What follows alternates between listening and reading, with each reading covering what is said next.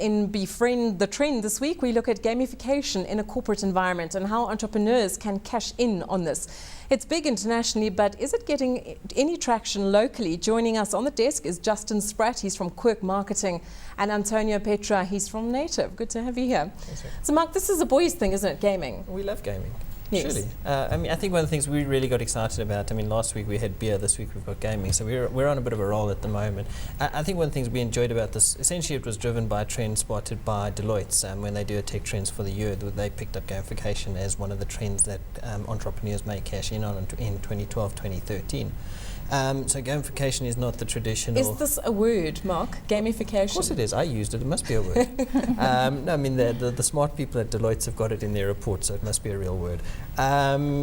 We like it as a trend. I think one of the things that's quite interesting about it is essentially using gaming to engage a corporate environment. It might be to use it to gain customers, it might be to incentivize your management, etc.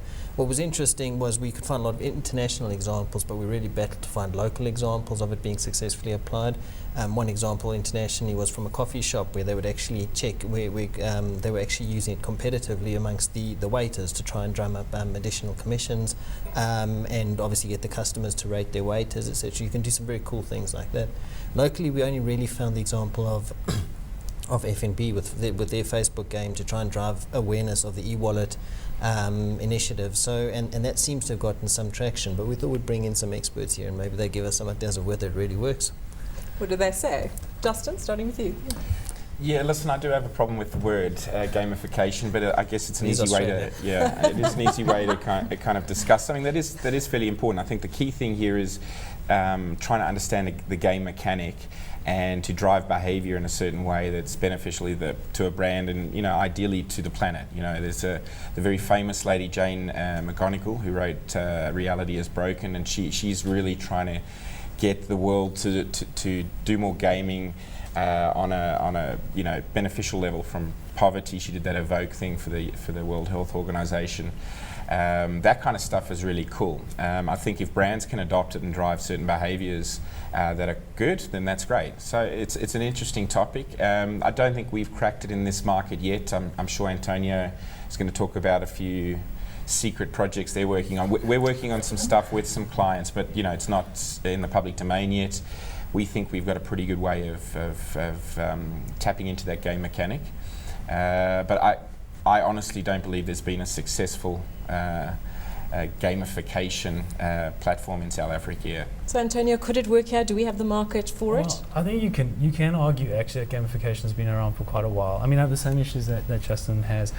I think people misconstrue gamification as being badges and rewards and things like that, but that's actually just a sophisticated loyalty program or incentive program. But if you look at something like Discovery, actually in their system, they actually employ some elements of gamification in the healthcare side of it. So they have clear milestones for customers. They give them points for being healthy, and there's a clear benefit for the business and for the customers there, which is quite interesting. There's other examples as well. 22/7 came up of gamification. I don't think it's going to be as rapid the growth in this country, because I think we've learned quite a lot from overseas. I think eventually it will catch on in a hybrid form with some of the things we understand about behavioral Where are the economics. incentives though? Is it looking at winning customers, or is it engaging staff internally? Where's the demand locally if you look at it? Well, locally I think the biggest impact will probably be in terms of educating people, in terms of educating your internal staff. But I think once businesses catch on to the fact that if you can align internal game mechanics with your ROI, so get people to follow a process and methodology that benefits the company's bottom line, then it will take off a little bit more. I'm not saying it's going to be all pervasive, but there are elements to it we have to consider. So when I hear the word gaming, I think of a whole bunch of young boys sitting in rooms for days on end, not sleeping, no windows open, dark. That's gaming. Gamification then, it seems like something different. It's a playful way, as you say, of changing behavior. Jessica, how do you see that? Yes, gamification in a business sense is when you have very specific objectives in mind. So this can be either to engage your employees in a different way or to engage customers. And you need to first understand what your objectives are before before bringing in a gamification process. So for example, if you want to get more buy-in from your employees into your company newsletter, say, you can provide awards for signing up to the newsletter. If you want to attract new customers to your website, you can provide awards for sharing that website with their friends on their social networks. You do have to be careful of your strategies. So one of my favorite examples of gamification, a fail in gamification, is when Honda and Ford tried to gamify driving. They put up a plant on the dashboard of a car or their cars, and to get people to drive more efficiently, they made the plant grow when they drove smoothly, and every time they accelerated or braked sharply, the plant started to die. Where this went, yes. So, of course, as an example of how addictive gaming is, people were running red lights in an attempt to make the plant grow. So that had to be abandoned quite quickly. Justin, I'm still hearing what Antonio said, that these are just sophisticated rewards programs. Yeah, I think it's key. You know, these are intrinsic human kind of motivators, and it's around competition and reward and achievement, right? And so we've kind of been doing it for many, many years, and it's not just social media that kind of has made this happen. Social media has brought in the nerds, and the nerds make up funny terms like gamification, but these things have been around forever, and Antonio hit on a key point. Loyalty programs are a key way of gamifying business. But you know, it's very interesting. It's kind of coinciding with this whole movement in behavioral economics as well. So trying to understand how we can motivate people to be better participants in society and better economic participants with us in business. There's been several books like Nudge and Predictably Irrational and all of these kind of things. You know, they sit at an intersection of trying to drive behavior. And so I think there's some really important stuff that, you know, I just want to reiterate the stuff that Jane is trying to do. Jane to her friends, of course. You're one of them. Yes, well, of course. She's, you know, there's just some amazing stuff there. Like the poverty stuff was about answering questionnaires that gave 5 grains of rice in a bag for every question answered, and that was actually delivered to famine-ridden nations. There's the Recycle Bank in America that's trying to drive municipalities and communities to recycle more, and they actually get households to compete with each other. So it's really important we start talking about, you know, the more meaningful side of this game mechanics, and therein lies the opportunity for business, in my view.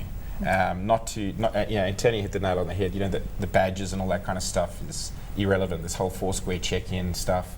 There's something interesting there, but it's not Foursquare. And it's replacing traditional advertising. I mean, is it an advertiser that's coming and using that as their driver for doing it? You know, I've got X amount of bucks and I want to drive it. I think the thing is, for brands, you can't just have big visceral ad budgets and become an established brand. You need to have a narrative and tell a story.